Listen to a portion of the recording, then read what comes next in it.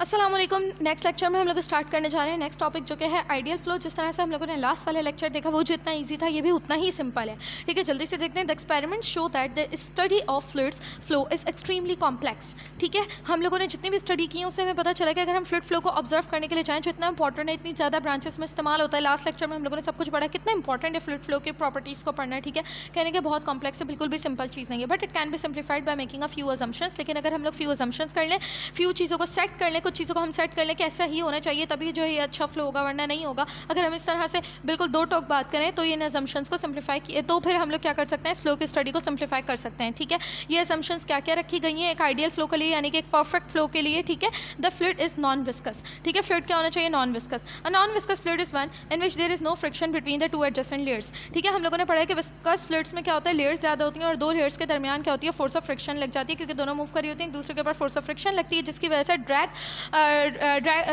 Viscous drag force लग रही होती है। ठीक है, तो अगर आपका फ्लूइड नॉन विस्कस होगा, यानी कि अगर वो थिक नहीं होगा, अगर वो थिन होगा जैसे कि पानी, उसकी लेयर्स कम होंगी, लेयर्स के दरमियान जो है वो क्या हो जाएगा, आपके पास लेयर्स के दरमियान फिर फ्रिक्शन नहीं होगी। ठीक है, दो बराबर वाली लेयर्स के दरमियान लिक्विड की, ठीक है, या आपके फ्लूइड की। ठीक है, तो फिर उसकी विस्कोसिटी क्या हो जाएगी, उसकी विस्कोसिटी जीरो हो जाएगी, यानी कि विस्कोसिटी क्या होनी चाहिए, जीरो होनी चाहिए। अगर विस्कोसिटी जीरो होगी, अगर वो नॉन विस्कस होगा तो वो अच्छे तरीके से फ्लो करेगा, फ्रिक्शन नहीं होगी, उसके फ्लो में कोई मसाइल नहीं आएंगे। ठीक है, एक तो ये असम्पशन हो गई। दूसरी, द फ्लूइड इज स्टेडी।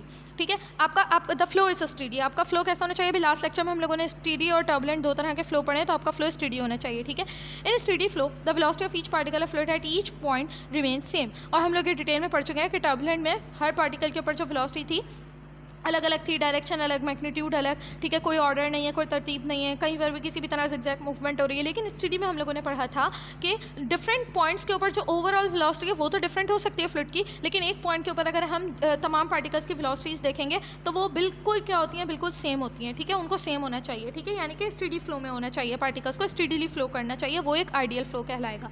ठीक है, यानी कि एक पर्टिकुलर पॉइंट के ऊपर, ठीक है, एक पर्टिकुलर पॉइंट के ऊपर जितने भी पार्टिकल्स हैं, हर पार्टिकल की जो वेलोसिटी होनी चाहिए वो सेम होनी चाहिए। एक जितने भी बराबर वाले, पिछले वाले से अगले वाला जो पार्टिकल, उन सबकी वेलोसिटी एक पॉइंट के ऊपर सेम होनी चाहिए। ठीक है, तो ऐसे में क्या होगा, फ्लूइड को कोई विस्कस फोर्स जो है वो एक्सपीरियंस नहीं करनी पड़ेगी, कोई विस्कस फोर्स नहीं एक्सपीरियंस करनी पड़ेगी। यानी कि अगर एक पार्टिकल ऐसे मूव करे, दूसरे ने भी ऐसे मूव कर दिया, आगे बह गए। ठीक है, एक ऐसे फिर एक ऐसे फिर एक ऐसे मूव करके इनके दरमियान इस तरह फोर्स ऑफ फ्रिक्शन नहीं लगेगी, और फोर्स ऑफ फ्रिक्शन नहीं होगी तो विस्कस फोर्स भी नहीं होगी। होप्स हो के क्लियर है। नेक्स्ट मूव करते हैं।